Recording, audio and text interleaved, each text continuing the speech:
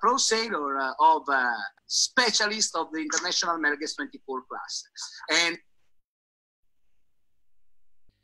And guys, I had some return. So we start now with our webinar of the International Melges 24 Class Association.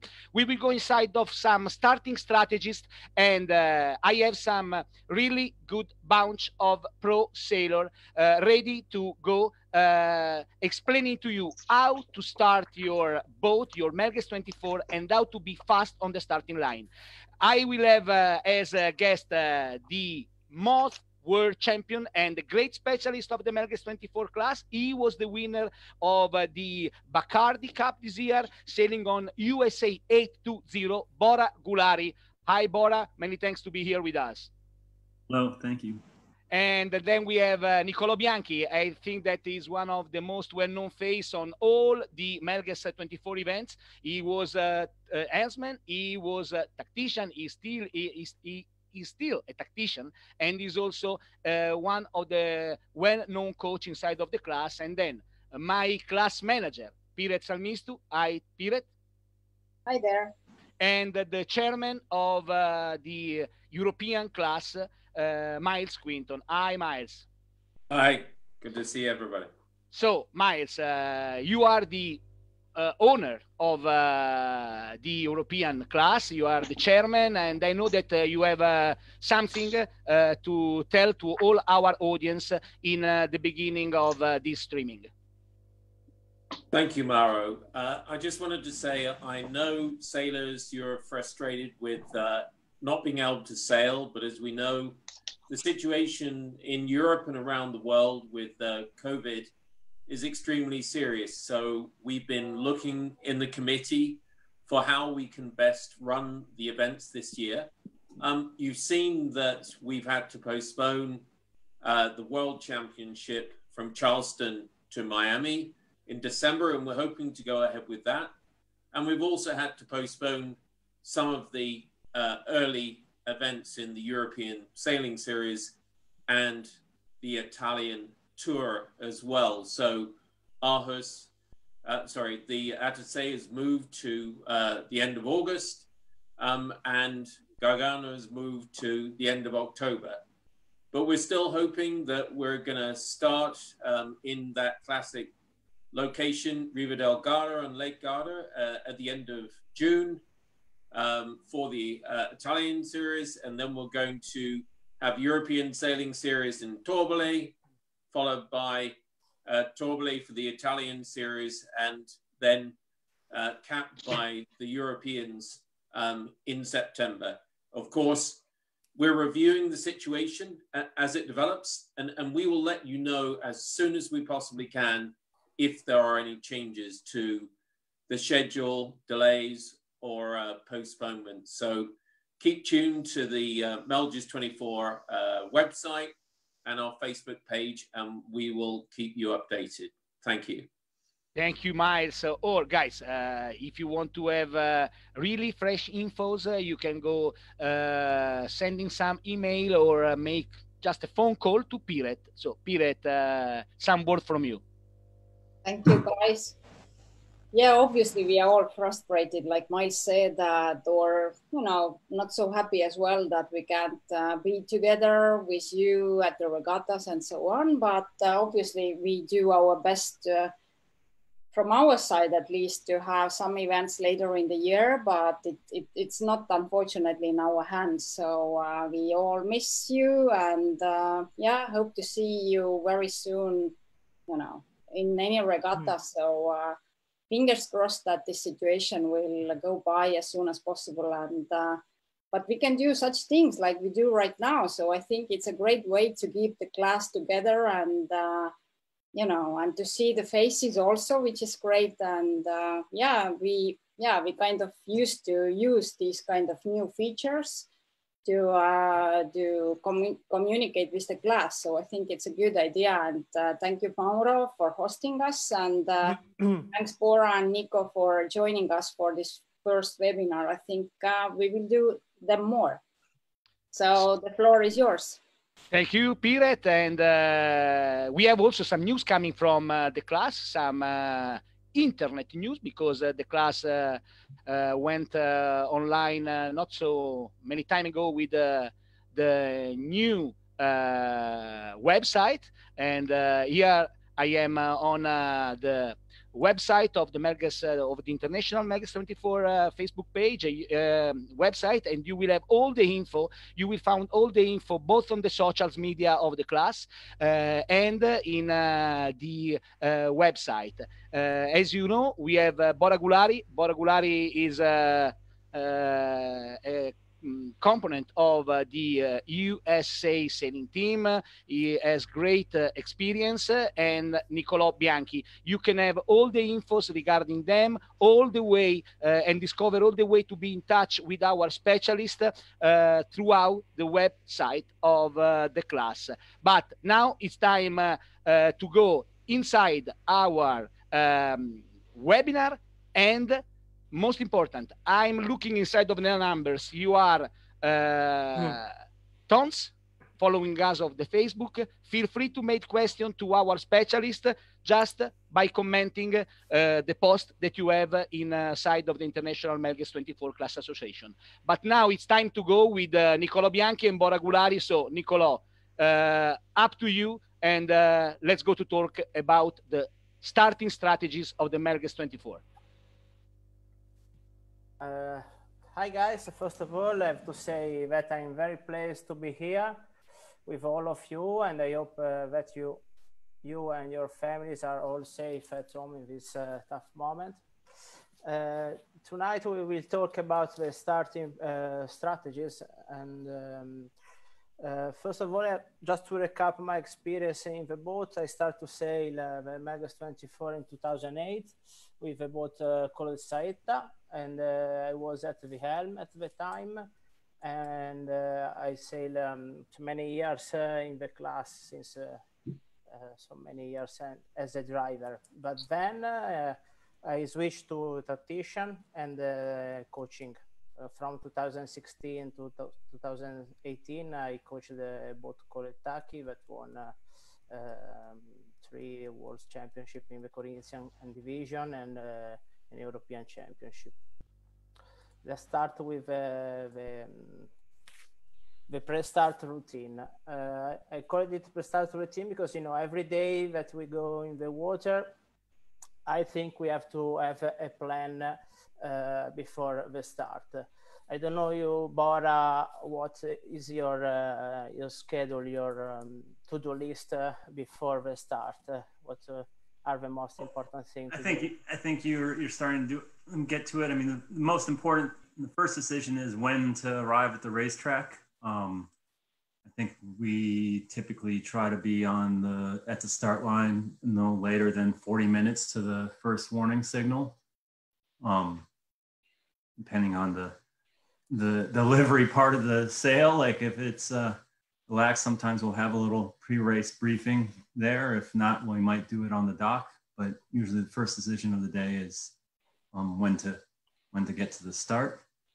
Let's see, once we get there, if there's a check-in, we'll normally do that, and we'll try to line up with a couple boats to get a feel for how we're going and take a look at our numbers. You try to sail the whole first leg, or half leg is enough in your opinion? It sort of depends on the time and what the setup is. Like if you have to check in and if this race committee boat is set up and you get down there, you get to check in and go, like we'll probably get to do half of a beat. If there's no check-in and you end up picking up a group that's halfway up the beat, maybe you go all the way to the top and do a full run. That's a little bit no set routine with that part of the day. But definitely doing some time upwind so you can get your settings and some compass headings and get a feel for how the boat's going. And then after that, you want me to keep kind of going through what we do, or would you like to go through yours? I mean, no, I also prefer to try the wall upwind if I have time enough, or depending also about the condition. You know, if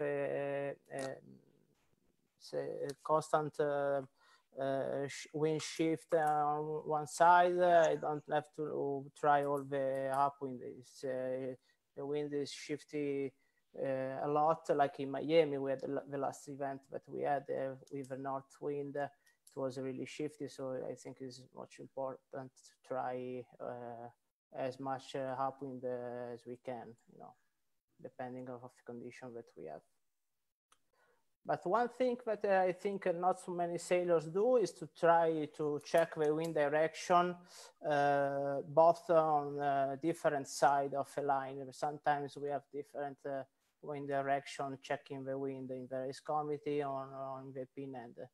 You usually do this kind of wind check, or it's not important? Yeah, I mean, well, it's often you get a feel for it if you just you can sometimes do the starboard end as part of your ping. You trim in and sail and sort of look through the mainsail window to get a feel for the shift coming off the boat. At the pin, usually you don't have that kind of setup, as you're usually doing a ping down there and quite often into attack.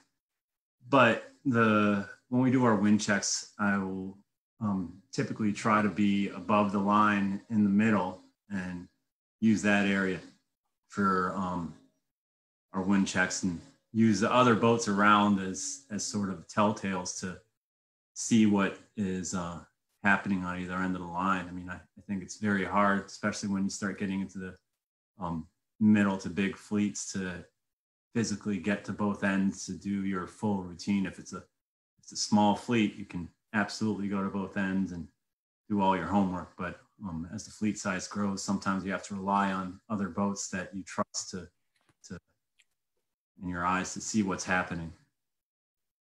Guys, I want to interrupt you because I have some question coming from our audience, and as we know, everything starts from to understanding the starting line, and one of the first thing is to going to ping the race committee boat and the pin end. And the question that we have from Lee Noll is, what is the best strategy for getting a good ping?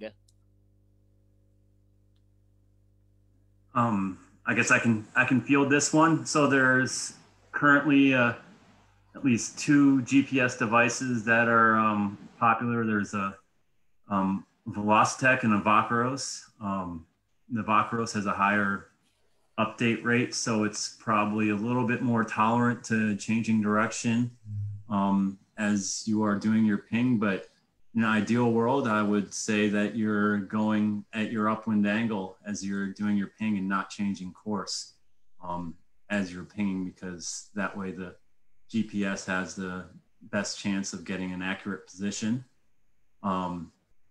And that's important. And that being said, there's also, as we go to these multi-fleet events, there's a little bit of the boat gets set up sooner and the pin is the last one to set up. And a lot of times you almost have to block and slow down to get a good pin ping, because there's so many boats, particularly in the J70s, it seems like they'll rush the line when the Melges 24s are supposed to have it in Miami.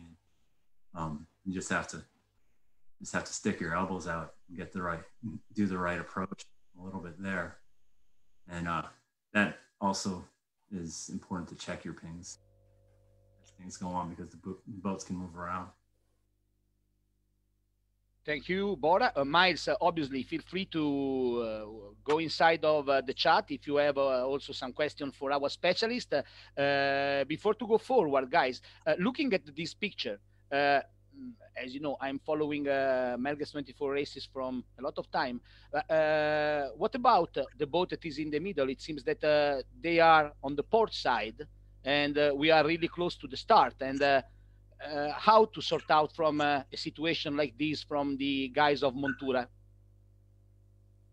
I think, Mauro, this is a picture of a Garda Lake start, and it's a really particular start. You know, you try to tack as soon as that you can.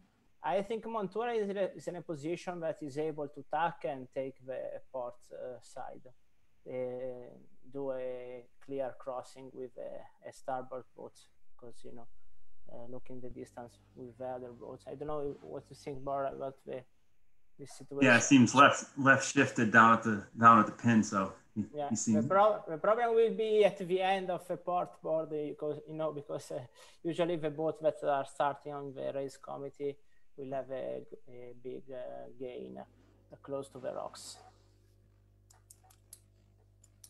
Yeah.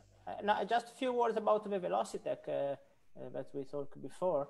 I think, in my opinion, it's a really good tool, and it's really useful for us.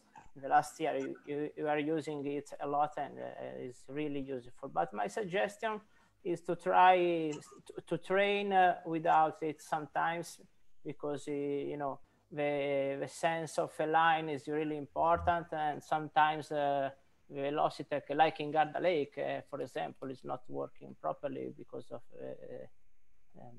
satellite. And I think it's a good training to try to start also without the instruments. I don't know, Bora, if you agree or not. Well, I think like you mentioned, the having the GPS is a tool, and yeah, that's how you use it. That makes it most useful for. I mean, it makes a difference.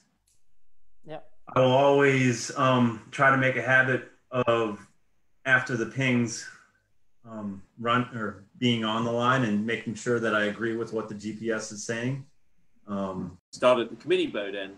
I think the question we get asked quite a bit is, since everyone's trying to start at that end, how do you get a clean start, or are there other strategies that you can pursue if you feel as though you may not be on the front row at the starboard end, the committee boat end?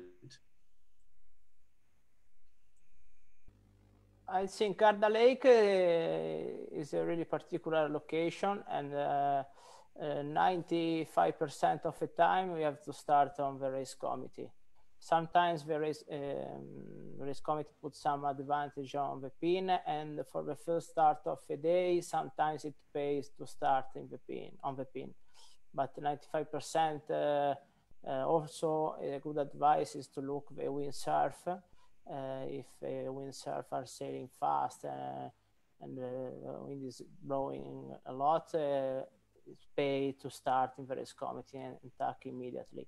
A less risky start is to take a position few 10 to 8 boats leeward to the first on the race committee. I think you can reduce a bit the risk. You will not round the first mark in the leading position, but you will arrive for sure at the first mark in the top 10 boats, so you can manage your position in the rest of the regatta. Guys, you were talking about the time on distance, the Velocitech, and I have a question coming directly from Japan, from Keisuke Miyata. He's asking to you guys, most of the boats are equipped with some device to know the distance to the starting line. Do the top teams have any standard of time and distance to the line depending on the wind speed? For example, with a medium wind, 2 minutes, 60 meter, 1 minute, 40 meter, and so on.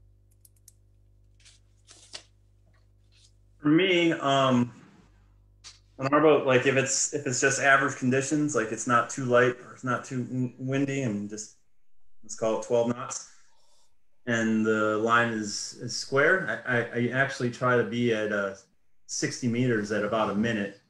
That usually works out to be good timing, where you can have enough flow to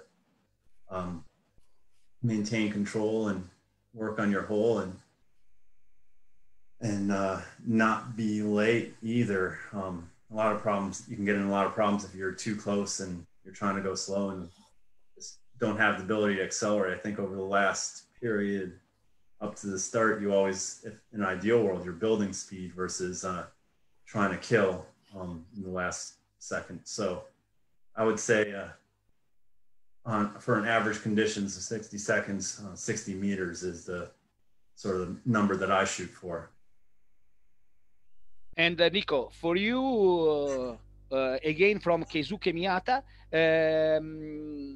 do you have any ideal standard time to go accelerating before the start? If you have some clear water, for example, 10 seconds, 5 seconds, something like that? Yeah, I completely agree with what Bora said about the time on distance. I think around with a square line, 50 to 60 meters is a good distance for the last minute. And also, I think it's a good advice to have a minimum boat speed of 2.5 knots with a flat water. If we have some choppy condition, also at least a minimum of 4 knots for the inside the last minute, when we are inside the last minute, to have the control of the boat. And for the acceleration, I think no later than the last second to accelerate with the boat. A good advice is to open the jib a couple of seconds earlier. I like to open the jib no later than the 15 seconds. Because when you open the jib, especially with medium to strong wind, the bow goes down a lot and you can lose some gauge with the boat leeward to you. So a good advice is to open the jib a bit earlier. And the acceleration no later than the 10-12 seconds. You know, if you Bora do something different or... I think there's ongoing dialogue. I mean, there's many people that on the boat that have everyone has an important role in the start. There's one of my, like, as a helmsman, you're mainly responsible for time on distance. We have one of our trimmers is calling the coverage. Tactician is typically calling if there's threats that we have to handle, but the timing of the acceleration is usually based off of the distance and the boats around us. I think we often try to be a little bit back until the acceleration phase. So when that gives us confidence that we're not going too soon, and we do a better job. Try to do a better job accelerating up to speed.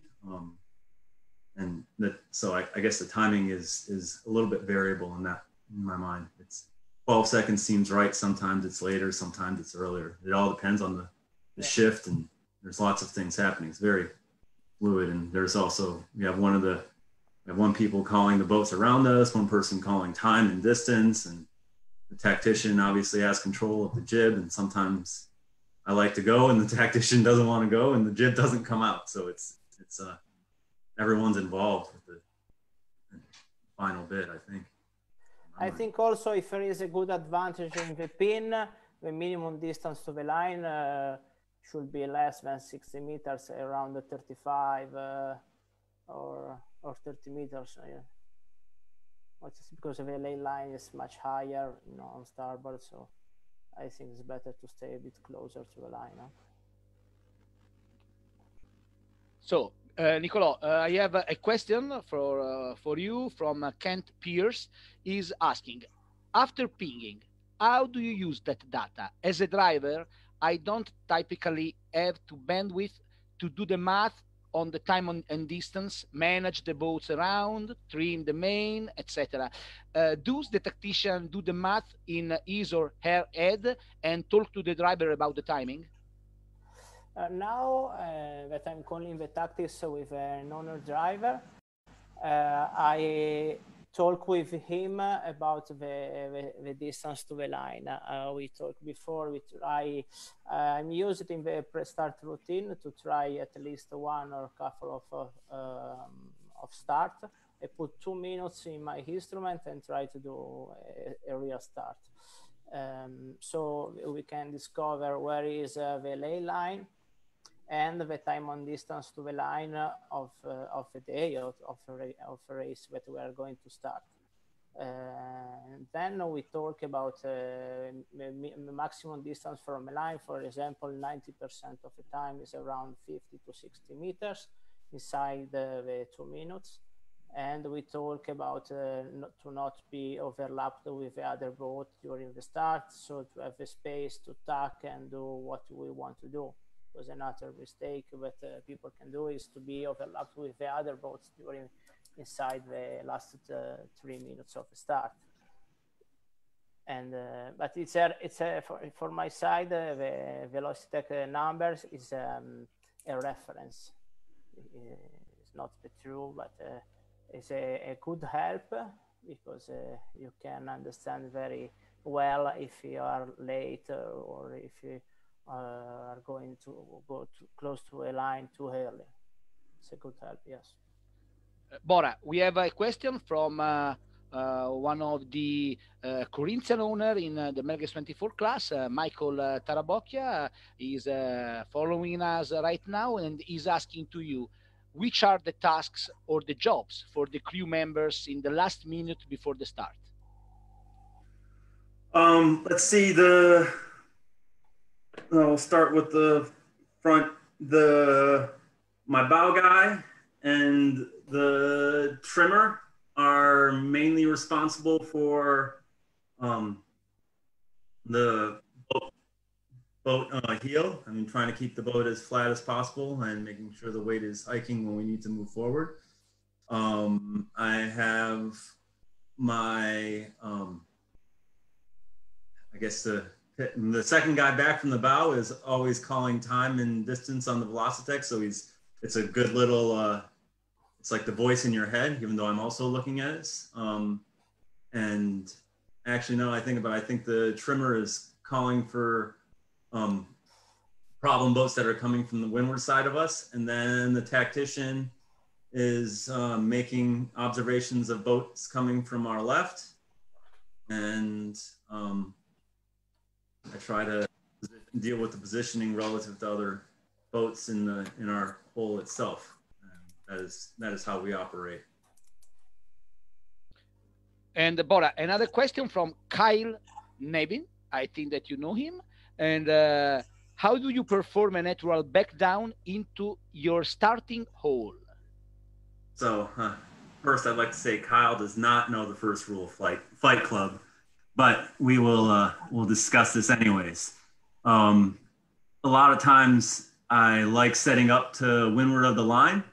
And one of the best ways to get a good wind shot instead of luffing is actually to trim on the main. And that is also the key to the natural back down. A lot of people will do the wind shot and try to push the main out to get the boat to back down. But if you do it right and you keep the main on and the boat will stay head to wind and get the flow backwards, then you can use the main. Sometimes you can then transition this into backing down all the way to 60 seconds and 60 meters and go forward from there. It's a special technique that works in certain situations, but the natural back down, the key is with the mainsail, not pushing out. So Nico, again to you. Yeah, and in my boat, the crew role during the start is that the helmsman is taking care of the position of the boat on the line and the boat speed, as we said before, to take care of, to have a minimum boat speed inside 2.5 to 3 knots to take control of the boats. I trim the main during the start, and I look the boat around to keep attention to don't have a boat overlap from leeward the position on the starting line. The trimmer usually is taking care of crew weight and boat speed if we have the jib unfurled. The pitman call the time and also take the VHF, so to listen the race committee and listen if there is any OCS. And a key role is from the bowman that call in my boat the distance to the line, not with a meter of Velocitech, but in a boat length or meter. And a really strong call from him is if we are covered or not from the boat wind or on us. It's a really important thing, because a lot of people, me also, I did this kind of mistake so many times. It's very important, in my opinion, to to don't go too forward to the line until the last minute. So my suggestion is to stay bow on bow with the bow windward to you, because so many times I saw the committee boat to put your number in a list, and if a group that is sailing with you will do an OCS, they will put you also in this list. So it's really important to appear in the last second of the start, and don't stay too close with the line at 50 seconds or 1 minute before the start. It's a phone call to the race committee to put your number into the list, I think. Bora, Federico Garcia is asking, is there a minimum speed for handling the boat before the start? Yeah, I was listening to Niccolo. His was saying 2.5 knots. I wonder if it depends on the boat and the paddle wheel that's using. In light air and flat water, I mean, I don't have a problem dropping to 1.5 knots. You have to have good control of your boat at this speed and making sure that you're steering with the sails, but that is a sort of a number that if I'm going below that, the alarm bells are going off. 2 knots is more typical, but yeah, and it must depend a little bit on the boat. Like 2 knots to 1.5 knots is when things are getting dicey on my boat. Guys, Nico, I have a question from George HP. He's asking, please talk about the boats that sail the interior starting line, the interior start with the jib out versus deploying the jib at 25 seconds to the start. Yeah, also here, you know, sailing is a really difficult sport because so many ways that you can take to arrive to the same result. I think it's very important to have a jib outside for all the start procedure in light wind. I mean, if it is 5 knots or 6 knots, the jib out help a lot to go faster in the starting line. If the wind is blowing more than 10 knots, I think around that, I prefer to open the jib later. Depends on the situation that you are sailing. Also, if it's choppy, the jib help a lot to stay hard in the wind and close the gauge with the boat windward to you. The jib help a lot in this kind of keelboat, Melges 24, to stay high and close the gap with the boat windward to you. I think you can manage much better the boat speed and easier to control the boats. Yeah. Okay, Nico, if you want to go forward with the next picture. Yeah, the next picture is tonight we will analyze the two kind of the starting procedure, the starboard-tack and the port-tack. I think to have a good starboard-tack start, you have to make a controlled approach. Keep the boat moving, and depending also if we have a large fleet or small fleet. Usually, like in Miami, in the last event that we had, the fleet was not really huge.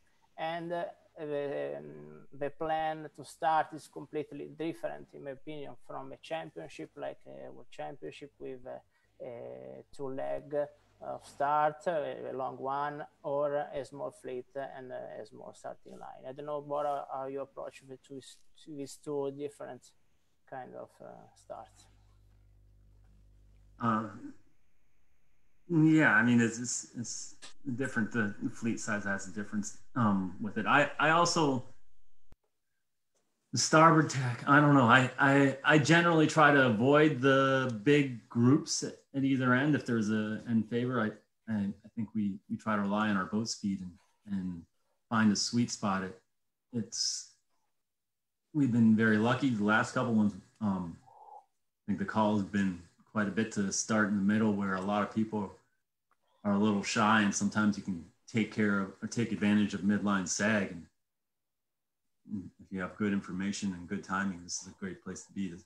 But with the besides that, the whole goal is to generate the hole and dictate when you get to pull the trigger and arrive at the line, versus having your situation dictated by the boat to lure, I would say. Nico, they are asking me if you can talk a little bit louder, because you arrive a little bit lower with your voice. Ah, okay. Yeah, in the starboard approach, that is more, I think, more common. I like to do, I will use the port approach if I want to start in the pin end position most of the time. I don't know, Bora, if you do also. Yeah, I think this might be a somewhat something I can improve. Improve on. I generally don't like a port approach. I try to control the area that I'm in from starboard, and for sure it's more risky a port approach. Yeah, if you have the ability to rotate your boat without going forward too much, it's becomes possible to defend. It's just you have to be able to move the sails quickly and do a good job with the crew weight.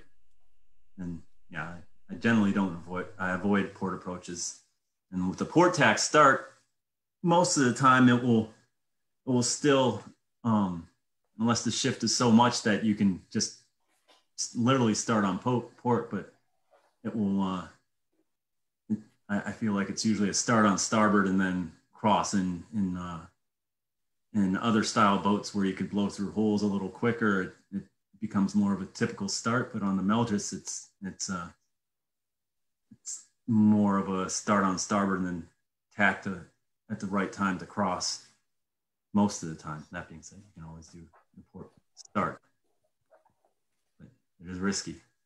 Or, I mean, you can, there's always the sweet spot where you can be sort of, I don't know, a third of the way up from the boat on port, kind of just beneath the starboard tackers. And if you want to go right, you could be clipping transoms and going before anyone really has a chance to tack on you. That's a nifty little port start too. You don't have to you don't have to start at the pin end to be on port.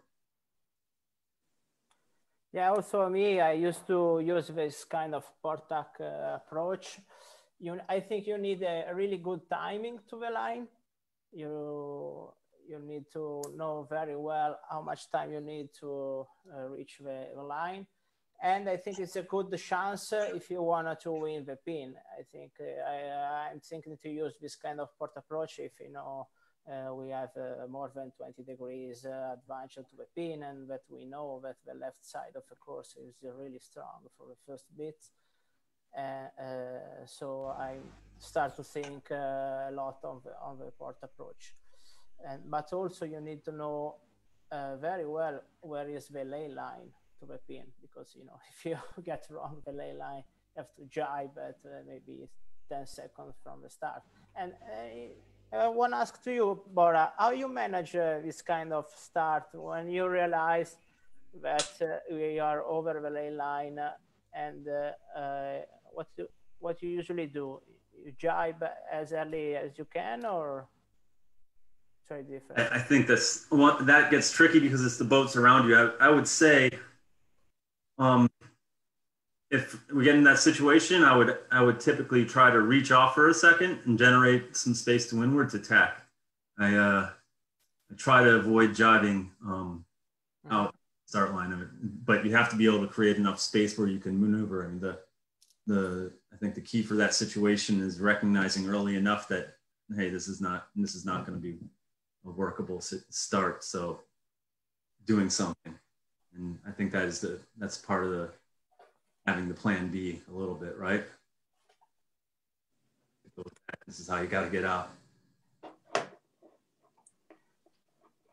Yeah, a pro side from the port approach is that you can see very well the holes on the fleet. differently to a starboard approach. Arriving from port, you can easily see the holes. But usually I like to arrive from port at least 1.5 minutes before the start, not too early, to manage this kind of hole. 1:30 seconds before the start, in your opinion, is enough, or you prefer to arrive earlier from the port approach, or later maybe? No, I would say, I mean, it sort of depends on the one, but I will always try to be in my hole usually by 1:30 that I start from, and manage that from there. I mean, if it's the port approach and it's inside of the minutes, it usually is in my opinion, it's because something has happened where you can't get to the line on starboard and you're resetting back up on port, and you're just going to start on port, I guess, if the shift is this big. Yeah, I would say I don't have a problem setting up early and just maintaining our spot. I think a lot of people have the tendency to sail around really fast, reaching versus just kind of sitting, which is just an opinion. Could be right, could be wrong. But I try to go slow until it's time to go fast.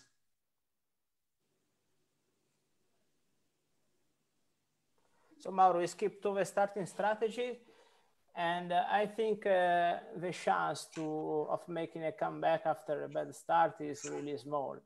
I think that's why your maneuver in the start area are so important. So because, you know, like the start is like to have a bad start is like to start a soccer game with under 3 points, under 3 goals. No, so it's really hard to recover a race after a bad start. So in my opinion, to have a good start is to arrive with a plan, and also, as Bora said a few seconds ago, to have a B plan for how to recover a bad start, also to tack immediately if you find a hole to go in on port, could be a good B plan. And one tips that I can say is that if we have a general recall or a black flag boat and we have to start again, in my opinion, it's better to start close to the boat that the race before had a flag. So if we start close to them, I think we will have a conservative start from them, because we arrive from a flag and it will not push another start again. So we are a bit comfortable that the boat close to us it will not be too aggressive with us. Will not push the start too aggressive. I don't know, Bora, if you do some strategies like this or never did. No, this is somewhat of a new tactic to me. I mean, I would say I always just try to start on the line at pace with at the gun eyes. And my favorite thing is to see 0 and 0 seconds, 0 meters right when the gun's going off. So yeah, yeah, I don't think I ever really pay attention to who's starting around us in terms of a specific boat. I really just try to think about the groups and avoid groups so you can go quickly as fast as possible versus being in a sort of a knife fight for a period of time.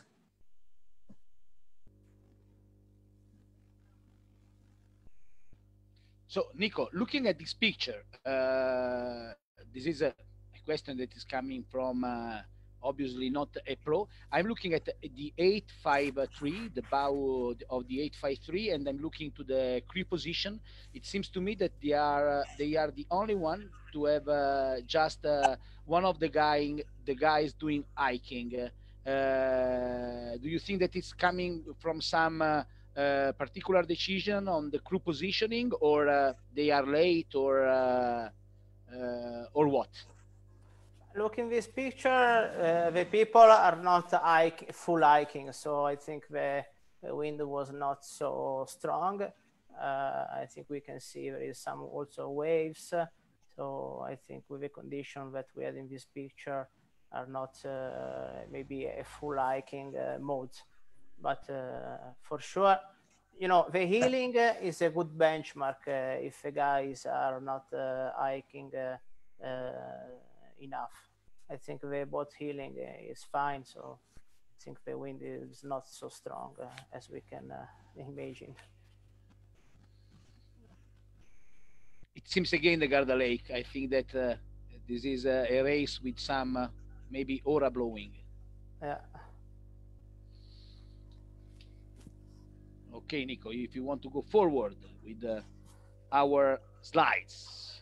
I think we can, the last one is the starting strategies. I don't know if you have any other questions, or we can talk more about these strategies. I think for the moment we can go forward. Okay. I think don't be too conservative during the start is also a mistake, because sometimes a couple of flag a season is a good benchmark, in my opinion, if you are to see if we are pushing the start enough or not. I don't know, Bora, if your benchmark is similar to mine, because if you end the season without a flag, maybe you are not pushing the start enough. Yeah, I'm not sure about that. I mean, I agree that it's good to know that you're pushing the line. Especially since we are now seeing more prevalent U flags, it gets a little bit higher risk to be really pushing unless you're confident that you're in a position to push. The game has changed somewhat. I mean, if it was just a normal recall, I would agree, but the U flag, it becomes more risky. Every race counts.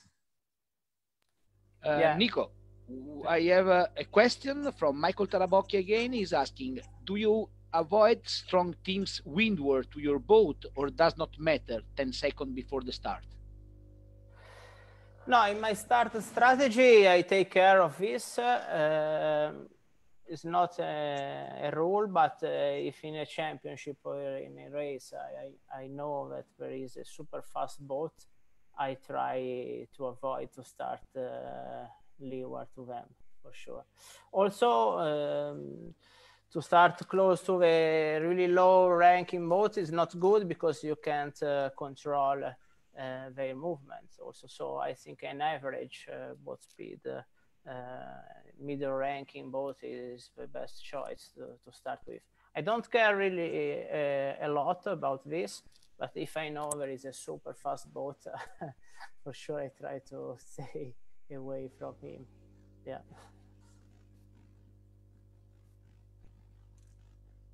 And Bora, what about your opinion on this? Sort of, I don't know. I think I don't care who's starting next to us. We've been going quite quickly lately, and I mean, I've had the feeling that we were one of the fastest boats around. So sometimes in the last couple of events, we've had a start where someone might get the better of us, and I would probably go back and try to start right next to them to pay it right back. I don't try to pay attention to who's around us. Just want to dominate everyone that we can, I guess.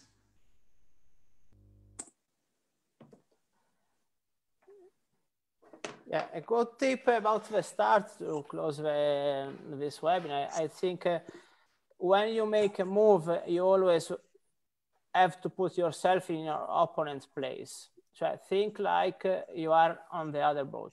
This is my rules to have a good start, because we know when we are the boat behind, that arriving from behind and try to overlap with the boat with or to us, how difficult it is to reach them if the wind is not so strong. But in the opposite side, when we are the boat forward and we saw a boat from the back arriving, we immediately bear away and try to close the gap. it's good, but sometimes we can do a bit slower or in a different way. Don't be too emotional, I think, with this, but calculate very well the boat speed on the boat arriving from the back and this kind of technical. I don't know, Bora, if you also... I think that you touch on something that could be probably is not good, but sometimes when there's the people that come from behind or even the port-tack approach, I will,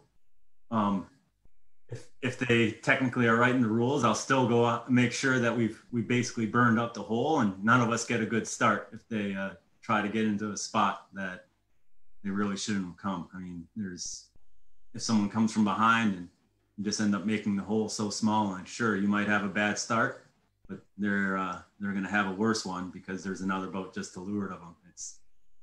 There's a, I don't know, sometimes you got to keep it real and just pay it back. I was talking about the starboard approach. Yeah. Even with the starboard, if someone's coming from behind on starboard and you just, if they're sort of refusing to go above you, you basically make it where at some point they have control of your start and they can choose to make you have a bad start by you having the force to burn your hole to the boat to leeward to keep them from going in there.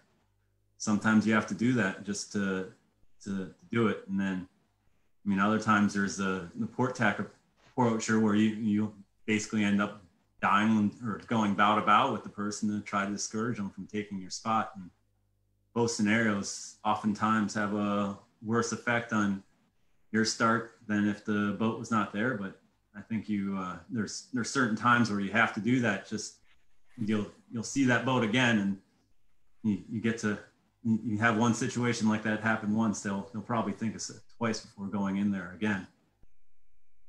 So guys, we are almost finished, but I have a question coming from Miles Quinton. Miles, up to you. Yeah, no, actually, it's a question from Ollie Wells. So first, Niccolo, he's asking about the boat setup on the line, and in particular around how to hold a skinny lane, a really narrow lane, if that is the situation, and using the controls of the boat to hold the skinny lane and still get a good start. What's your reflection on that? Sorry, I can't hear you very well. Can you repeat the question? It's about holding a narrow lane, if that's the situation, and using the controls of the boat to do that. Okay. Yeah, to control the line, I prefer if it is a tough situation. For example, if you had a good advantage to the pin and the angle of our boat to the line is really tough, I prefer to have the jib. The jib for sure is a good help to control the boat speed, and you can manage much better if you lose the control of the boat under the minimum boat speed, as we said before, 2.5, depending on the sea condition. But to have the jib out is a really good help. Sometimes I saw a lot of guys that with the boat under out of control, they still stay without the jib, and it's really hard to manage to control the boat without the jib. And also a good tip is to open the jib in the same time of a boat close to you. For example, if a boat windward to you is opening the jib, you can't defend your position without the jib, you know, because your boat speed is much slower than compared to the other boats around you. So a good rule is to open the jib on the same time of the other boats around you. So guys, we have the last one. We have to return a little bit on the question, what about to start close to a really fast boat, but is on the opposite side. Lorenzo Tonini is asking to you guys, but it could be also risky going to start really close to a really slow boat.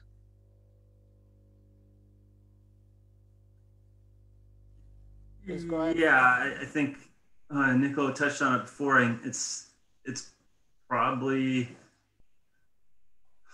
more reliable to start near a good boat, because the sort of what you'd expect to happen is usually what would.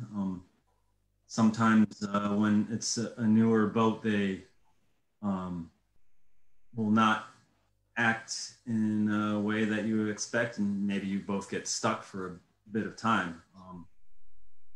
I don't think I would ever look for a. I don't really pay attention whether I feel like it's a fast boat or a slow boat. It's just another boat. But if it's someone that you know, you usually can have confidence in what they will do. So, Nico, if you can return on our faces by handing the sharing of your screen, I'm going to open again the line for Piret, so Piret can be with us for the final moment of our webinar. So, Piret, some words from you at the end to go ending the story. I know that we had some really good number tonight. Yeah, absolutely. I'm very happy that we managed to do that. And thanks to you, Mauro, which actually the idea came from you. And actually, when I was following also the virtual regatta, what you have been organizing together with Melges Europe, I think it's just a great way to be involved with the class in these days, because there's no other way to meet the people right now. So I think we are going to have another or more webinars during these days. And thank you, Bora, and thank you, Nico, that you were agreed to join us. So I think it's very useful information for not only Corinthian, but all the teams. So these kinds of tips are very welcome. So thank you, Mauro, and thank you, Miles, as well. So yeah, my pleasure. Miles, some words to our audience at the end of our meeting. First of all, thank you, Niccolo. Thank you, Bora, for sharing your experience. I'm sure everyone listening in and is going to listen to this afterwards is going to gain a lot from that. And thank you, Mauro, for organizing this with Perret. So, sailors, we hope you've enjoyed this webinar. As Perret said, we're going to do another one, and maybe we'll plan some more things after that. So stay tuned to the website, stay tuned to the Facebook page. And another reminder, share some images from the past to keep us all remembering the great times we had as a Melges family. And we look forward to seeing you in the near future in person. Thanks, Miles. So we are organizing something like Throwback Melges 24. And at the end, we have also some huge thanks to all of you that are listening us, and to Bora Gulari, to Niccolo Bianchi, from Laura Grodin, the president of the International Melges 24 Class Association.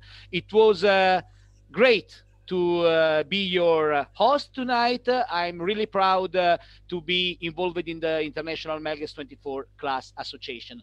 Many thanks again, guys. And again, thanks to Bora Gulari, Niccolo Bianchi, Piret Stalmistu, Miles Quinton, and to the big family of the International Melges 24 Class Association. Thank you again, and stay tuned on the media, social media of the International Melges 24 Class Association, and on the website. We will return with some new tips and the new webinar. See you. Bye-bye. Bye. Thank you, guys. Bye. Bye.